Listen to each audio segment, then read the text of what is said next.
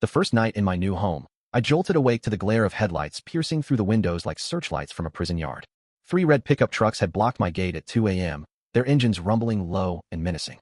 By morning, my entire row of prickly pear cactus along the fence, decades-old plants that had stood like silent guardians, had been hacked to the ground. A crude wooden sign was nailed to the post: "Get out or pay the price." I figured my neighbor, that high society type up on the hill, just wanted an unobstructed view of the vast Texas desert. Boy, was I mistaken. What she really coveted was worth millions, hidden deep beneath my feet, and she'd stop at nothing: harassment, break-ins, even trying to sick the bank on me, to claim it.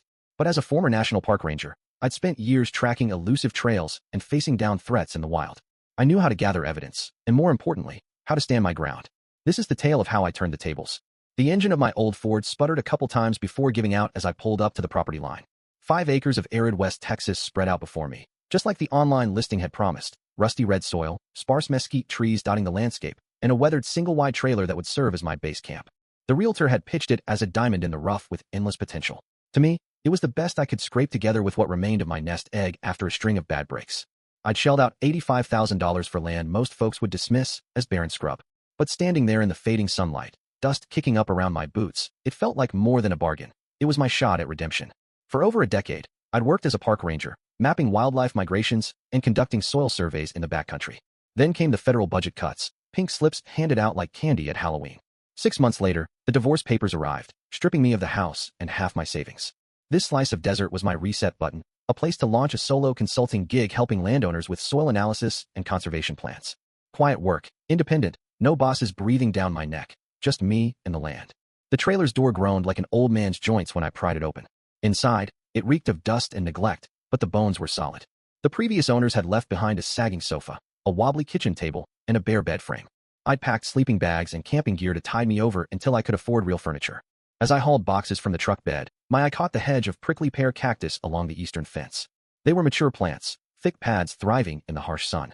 But something seemed off. A few pads near the corner showed fresh cuts, like someone had been trimming them recently.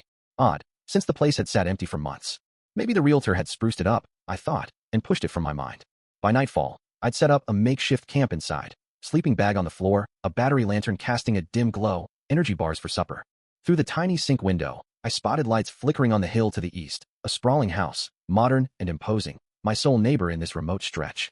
I wondered if they'd be the welcoming type, maybe share some local knowledge about the geology to kickstart my business. The answer hit like a freight train around midnight. Horns blared, multiple vehicles shattering the desert silence.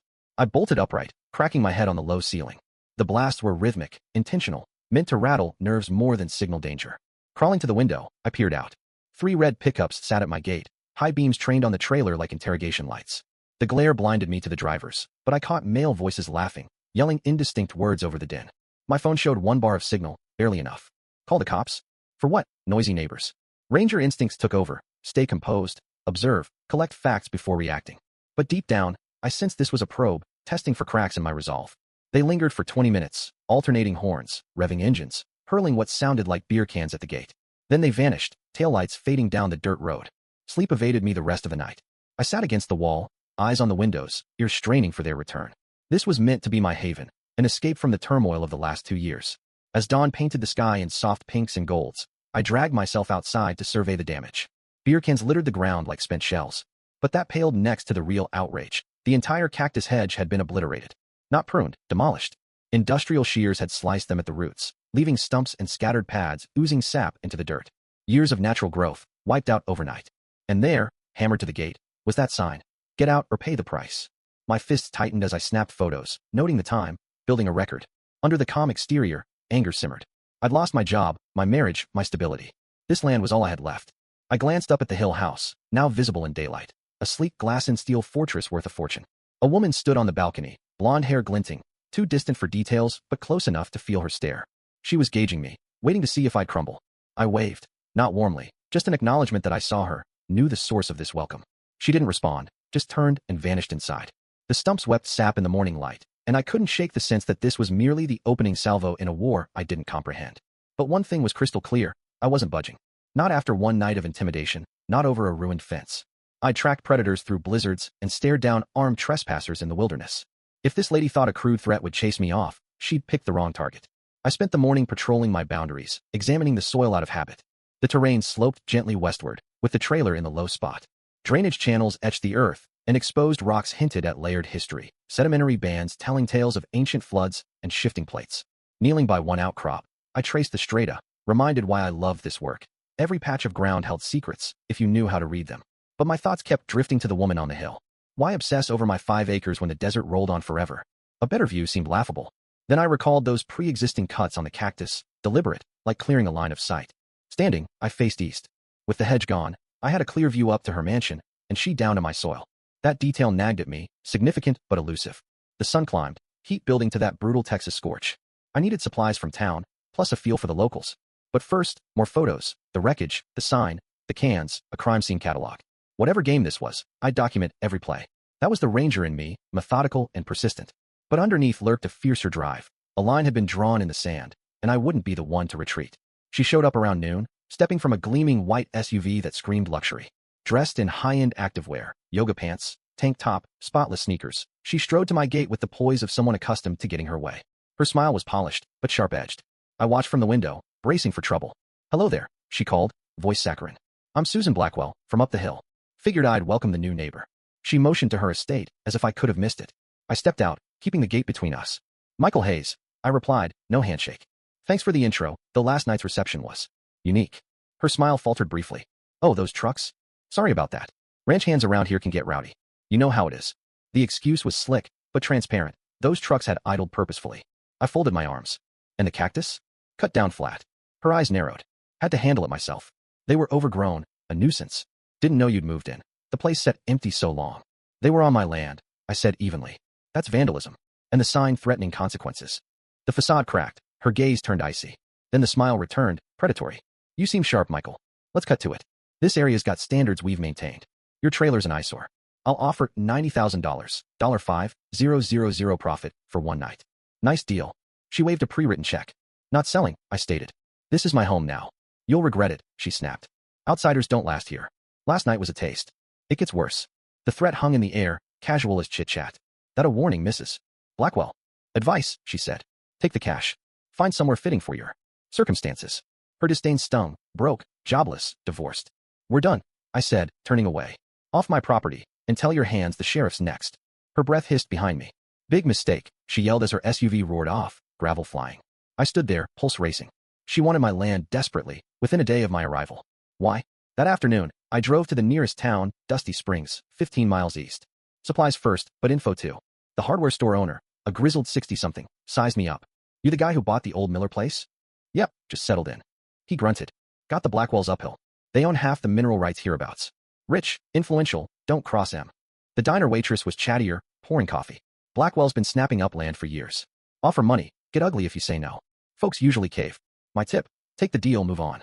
No one beats the Blackwells." Heading home, pieces clicked, mineral rights. Significant. A black luxury sedan waited at my gate, a silver-haired man in a tailored suit leaning against it. Mid-50s, exuding boardroom authority. He watched me approach without a smile. "Mr. Hayes," he said smoothly. "Robert Blackwell. I hear you met my wife Susan today." I nodded, no pleasantries. She made an impression. She's passionate about our investments. I'm here with a better offer. He produced an envelope. $120,000 cash, close in 30 days. 40 grand profit in a week. Tempting, but why overpay? "Why my land, Mr. Blackwell?" Susan mentioned aesthetics, but that's bunk. His eyes flickered to the ground. "Susan prizes her privacy and desert vista. Your setup detracts. Simple as that." Lie. His gaze betrayed interest in the earth itself. "Not selling. This is home." He studied me. "Unfortunate. You're smart, but outgunned. No resources, no ties here. This county thrives on my 20 years of networks. Life gets hard for those who don't know their place." He drove off, leaving me pondering. 2 visits, escalating bids, veiled threats. They were playing a script. Offer, pressure, compliance. But I wasn't their typical mark. Wilderness had toughened me. I knew survival against odds. Groceries inside, I mulled scenarios. Mineral rights pointed to subsurface value. Oil, gas. Those rock layers I'd noted, Robert's downward glances. Sunset blazed orange. Lights winked on in their mansion. They viewed my land as entitlement, me as removable. Big miscalculation. I wasn't desperate or scared. They'd learned that. Harassment ramped up that night. Same trucks at midnight, horns blasting in patterns to shred sleep. I'd anticipated it post-refusals, but it grated. 2 hours this time, escalation. Morning, I called the sheriff.